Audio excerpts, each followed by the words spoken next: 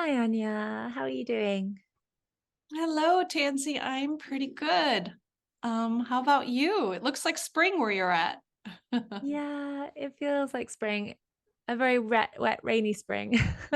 We're definitely getting spring showers. Here Um, too. Here too. So, just some quick introductions for those who are new to listening to us. My name is Tansy, and I am a Bitcoin and crypto coach, the founder of an organization called the Crypto Ethic, where we teach about Bitcoin and crypto to communities, particularly women. And I'm also a healing practitioner and mindfulness coach. And hello, I'm Anja, and I'm the editor for the Crypto Ethic. And I've been with the Crypto Ethic since pretty much the beginning. And it's been an honor to be part of it. And I'm also an environmentalist by day, and a crypto Bitcoin lover by night. So welcome. Thanks for joining us. Actually, I love that point that you just said there about having two different kind of um, capacities in life. And I do want to talk about that a little bit, actually, um, Yeah. to hop into our conversation. Because I think that people can get the sense that, like, those who are talking about crypto and Bitcoin, it tends to be a full-time thing, or they come from a very tech background, or they Hmm. are of a particular caliber or particular type of person. And I think we are just a really good example of two people that do this because we love it. Like, we don't get Yeah. paid for making this YouTube or Right. for talking about crypto and Bitcoin. And we do that because we love it. And we both have sort of other day jobs. Like, I do teach crypto and Bitcoin and do a program and coaching courses and calls. But, in my day life as well, I am a counselor and healer. And in your day life, you are an environmentalist, and that's your full-time job. And Yeah. this is what you do on the side. Yeah. And I try to integrate it more and more in some way, in little ways. Uh, but yeah, I mean, I've been an environmentalist for, well, by career for about 15 years. And crypto, I fell head over and heels in love with um, right before COVID, and then really dove in because I had the time into Bitcoin, especially, and blockchain, and the brilliance and beauty behind it. So it's funny. I just saw a meme on Instagram about um, you never fall out of love with Bitcoin. Once you fall in, there's no way falling back out of love with it. So it's interesting, and you just get deeper and deeper into that relationship. And one of my goals is to try to integrate those two loves for the environment, and the health of our planet with crypto. How does that work with Bitcoin? What does that look like? And so that's something, a journey I'm navigating. Mm. Yeah, I mean, it's actually really interesting because I've been listening to some people who have been exploring semi-fungible tokens as a way to help to bring financial resources to those who haven't had access to the monetary system, how Bitcoin is helping with human rights, and getting people access to money in places where their banks have collapsed. And many of the kind of big banks are considering how NFTs can be used, how crypto can be used to support um, the sort of health of the nation in some ways, like support financial health and resources. So it's Mhm. interesting because I do feel like there is quite a beautiful blend between wanting to do good and seeing how crypto and Bitcoin can be a really amazing tool and resource for that. And I think people can see us both and look at our day job and think, how do you match that with crypto or Bitcoin? But ultimately, it's that sense of care and a sense of um, wanting to step into a future of self-empowerment, but also collectiveness, and to see what more is Yeah. possible. Yeah, that feels exactly right. So How do you find, in terms of you as an environmentalist and having crypto as the side gig? I think we've talked about it before just a little bit, but how is that for you in terms of being able to blend those two worlds? Like, are you trying to bring crypto into work at all? Do you feel that anyone from work would want to come into crypto? Do you feel like they're very separate? How is that for you? Currently, I feel like they're very separate. I almost have a fear of bringing it into the conversation at work, for two reasons. Partly because I feel like I don't know if I could do a really good job explaining, in an hour, with the power of Bitcoin, and how it could help us navigate all the issues we see in the environmental world. And the second thing is, it's just so looked down upon by sort of the typical environmental groups, which are, these arbitrary fake worlds in my mind about like the Democrats and the Republicans. So in the US, you have sort of stereotypically, it's going to be the Republicans who are going to be more pro crypto, and because they're more focused on this freedom of the individual. But in my mind, I think the freedom of an individual leads to the freedom of a larger group, to more of an honest freedom of a collective. But first, you have to have that internally. And then the Democrats have been more of the green people. I don't think that's actually true, but this is the Democrats play on that, protecting the environment.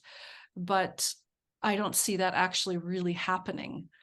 And it's more like you have these two entities that sort of play against each other in ways that just adds confusion and creates a separation between the people on the ground who really want to make the change. So I think I totally went on a tangent from your question, which was, oh yes. So, so in the environmental world, it's sort of in their mind. I mean, they hate capitalism. And I think it's because there are different understandings of it. And I think you have to maybe go more to the root of that to really unpack what that means. So it's sort of anti-capitalist and anti-thinking about big money, thinking about money even though the environmentalists are desperate for money, because a lot of them are nonprofit. So they're not selling products. So sometimes they have to sell like their name instead and stand behind somebody who pretends to be an environmental person and have the good of the earth and the land and the water at heart, but they typically don't. It's sort of a marketing ploy, so it's just a big mess. And I'm in that mess, in that environmental mess, and it's hard to even talk about money. Money is sort of an ugly word in a way. But I think a lot of that has to do with a misunderstanding, miseducation. So yeah, I I really struggle. I'm afraid to bring it up at work. And so then I try to think about how can I make that connection, because at the place I work, it's very much about big picture philosophy, ideas about humanity, and how to protect our culture, which includes nature, that we're not separate from nature, that we're one and the same. And how do we have a better reciprocal relationship with planet Earth? And how does something like Bitcoin and blockchain, how does that come into that conversation and be part of that conversation to uplift especially with the proof of work. But again, proof of work is about using energy. So it's not really proof of work per se. It's where is your energy coming from? What are we allowing? And all these like electric cars, where are they getting this electricity from? They're getting it from coal mining. It hasn't. So there's so much misunderstanding in the environmental world about what's actually going down. Mm. And I feel not equipped to unpack it in an eloquent way to bring it to work. I can't package it up. I wish I could, but currently I'm unable to. So I'm struggling. But I know deep down that that somehow they can be connected, and really crypto, Bitcoin can uplift the whole environmental movement and free it from selling their name and selling themselves, or coming from a space of lack. Well, we can only do this much this year. We can protect this little 1 acre because we only have so much money that's been gifted to us by somebody. But if you had Bitcoin behind it, you could have a much bigger vision and really like think about not just that 1 acre, but larger acres and acres, and really make a difference and not be constricted by the person who's gifting you that money, and do what they say, how they say it. And instead really being true to your mission and vision of the organization. Okay. That's my 3 cents. Yeah.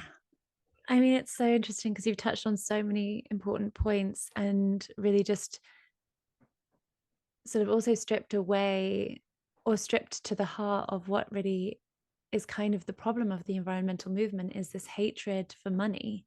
And yet they then rely on gifts of money from then people who, how did they get that money?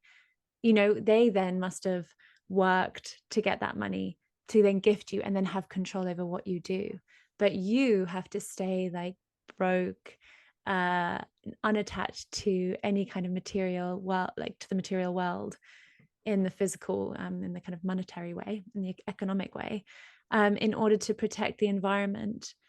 And yet protecting the environment, you're trying to protect it from the very people that have like is destroying it. It's so interesting to just like look behind the veil, and just to see that the kind of environmental movement is really is kind of dragging its feet, because Yes. it doesn't it doesn't know where to put its energy. And it's like, well, we don't want to make money because somehow money is bad, because money destroys the environment. Part of the issue is that, I mean, I don't know how it is in other places, but in the US, a lot of these environmental organizations are nonprofit. Yeah. I'm not clear. The idea, I suppose, is that you're not searching for profit. You're doing good out of the goodness of your heart. But it doesn't end up that way. Not completely. And there's a big a spectrum from one environmental organization to the next. I mean, I think the larger organizations are the ones that are really stuck and mired in the messiness of trying to get money. And the smaller nonprofits, I think, are doing more of the real good work, but they're all struggling. They're all poor. That is such an essential part of our existence, is having a healthy earth. Why are we not getting paid the most money out of anybody? Because I think what the environmentalists are doing is one of the most important one of them. But it's like the ones that are really doing the good work are hardly like, they're struggling to work, and they have to work so much. And they can't even sometimes sit back and reflect on, oh, maybe we could strategize this way and have bigger picture. If they didn't have to worry so much about getting food on their table. Yeah, it's an interesting thing. It's the same sort of for the healing world as well. It's that, we feel that everything should be done for free, because to do things from the heart is to do things without payment. Yeah. And if you get paid to do something from the heart, then somehow it sullies the thing that you're doing. And it's like, it's a very strange kind of concept, because we live in a society where money has value and money is needed and necessary. If you want to save a particular animal, you would need money to support that animal, like either to kind of help breed it or protect it or to feed it or whatever it would be, but you need money. So it's like, either focus on changing the system of money and then say, we're not going to have a system of money. People are going to live by the heart, and heart energy is what is exchanged. So the more you care for things, you get like point system. So we exchange points rather than money. But that's not their focus. Their focus is the environment. There's very little focus by the environmental organizations and the caring industries to change the monetary system. So they are accepting that we live in a monetary system. We live under a structure where we need money, and yet they deny themselves money, and yet are trying to help others. It's Yeah. like, it's a very interesting way of looking at it. It's like, you should start with the system, and then you can actually either like say, we don't need money because that's what we've decided, we don't need money and we're all going to do things out of the care of our heart, or we do need money and we're going to claim the money that we need for the work that we're doing, just like anybody else. But to live in one and deny it, to live in a monetary system, but to deny your ability to access that money, not only devalues you in that Yeah. system, but devalues your work and devalues the environment, which is why big companies, those who do have money, buy up all the land. And it's like, I feel that maybe it's some kind of inherent belief that's been fed into the environmental movement to keep them suppressed, because how much can you do when you don't have any money in a system that relies on money? And yet there is, and then there's no access to understanding of how the system works, so you could actually change the system of money. Because if they knew that they needed to change the system of money, they would be in support of Bitcoin. Yeah. Yeah. Yeah. I mean, and most of the time and energy spent in environmental organizations is on where do we get our next funding from? Mm. How do we make that happen? I mean, that's the most of the energy, or at least 50% of the energy is about that, when you could use that energy for putting towards solving bigger problems in bigger ways with bigger ideas, and you end up putting yourself in the situation like that sort of stereotypical scenario in Africa where you want to protect the rhinos and the elephants. So you buy up some land, but in order to keep it up and protect this land and these animals and the ecosystem, you let hunters come in to shoot the animals once a year, those people, so that you could put towards your organization. Mm. So you sacrifice part of what you're doing. So you have a lot of sacrifice in order to get something done. Mm. And that's just got to be demoralizing, and thinking about it, like just saying it, like to me is just, how absurd is that?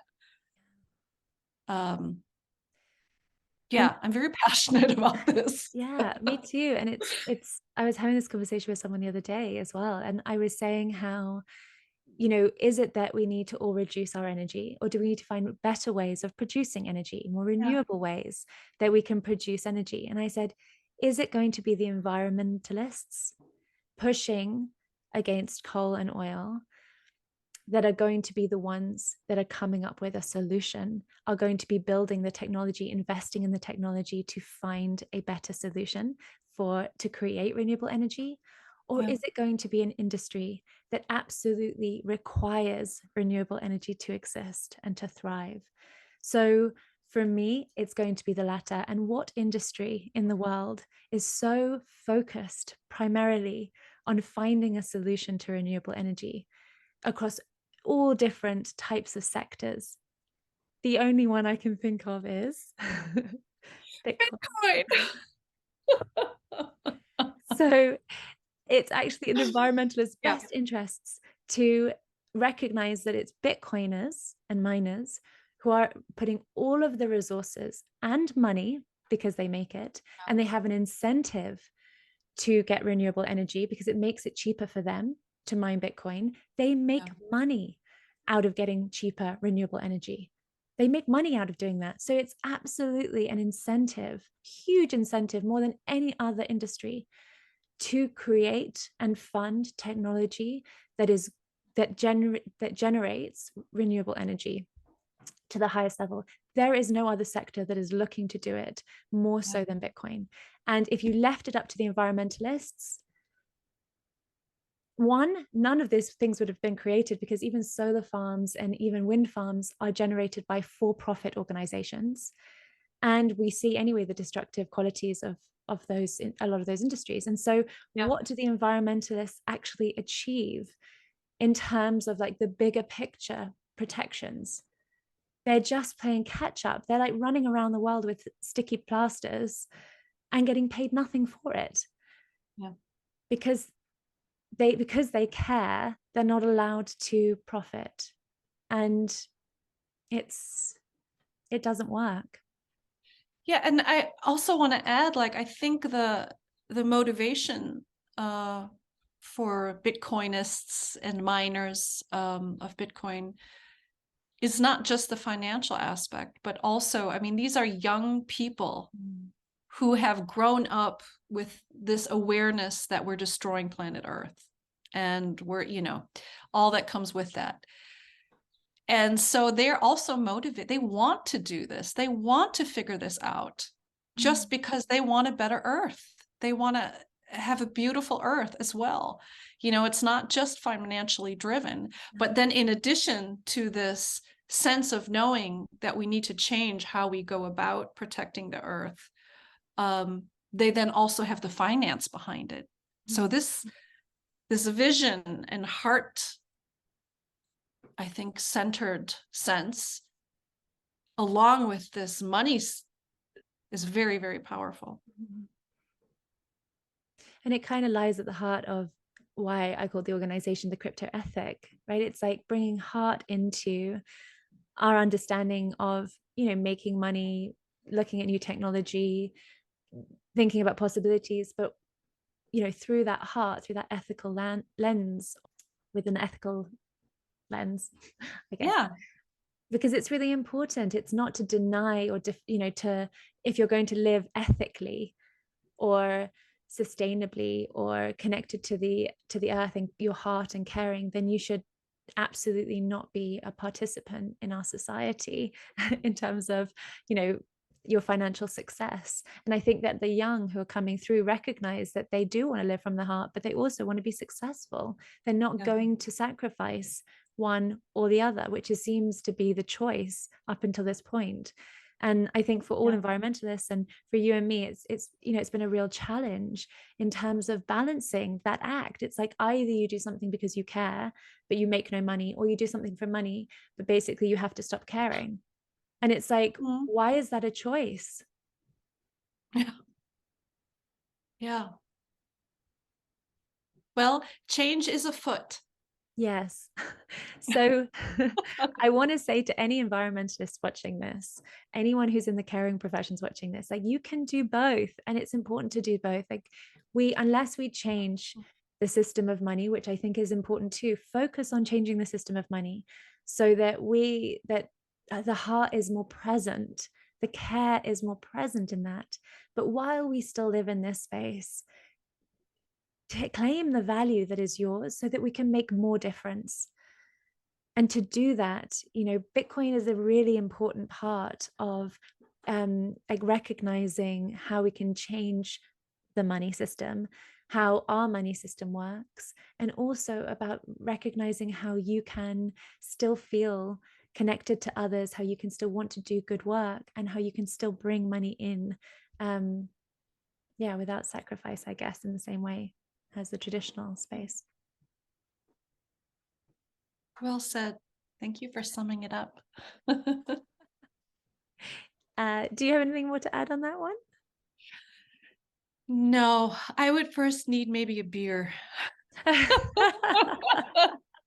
a glass of sparkly to continue. Yes.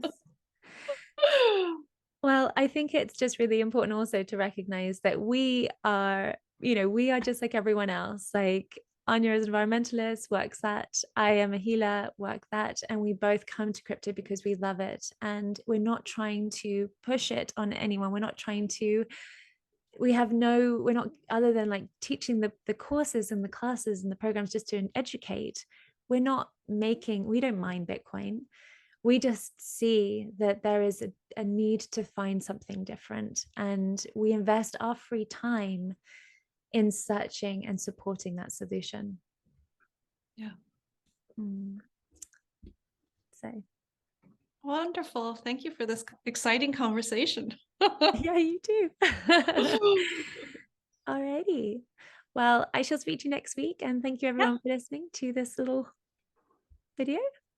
Yeah. And don't forget to hit subscribe and the like, and share with your friends Yeah. so that they get to hear more about this as well. Okay. Alrighty. Bye, Anja. Ciao.